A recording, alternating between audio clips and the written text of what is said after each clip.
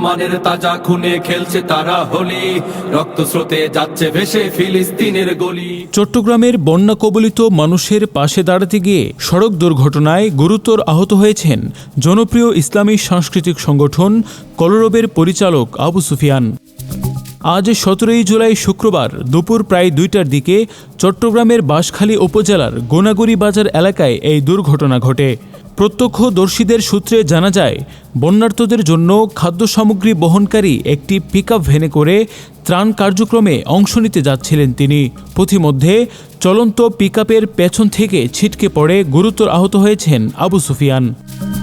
দুর্ঘটনার পর স্থানীয় লোকজন তাকে দ্রুত উদ্ধার করে রক্তাক্ত অবস্থায় বাঁশখালী আধুনিক হাসপাতালে নিয়ে যান।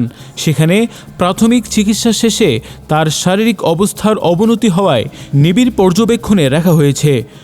সংশ্লিষ্ট সূত্র জানিয়েছে, বর্তমানে আবু সুফিয়ানের অবস্থা আশঙ্কাজনক। তার সুস্থতার জন্য পরিবার, সহকর্মী ও শুভাকাঙ্ক্ষীরা দেশবাসীর কাছে দোয়া কামনা করেছেন। নোমান বিন বশির, আল হেরা 24।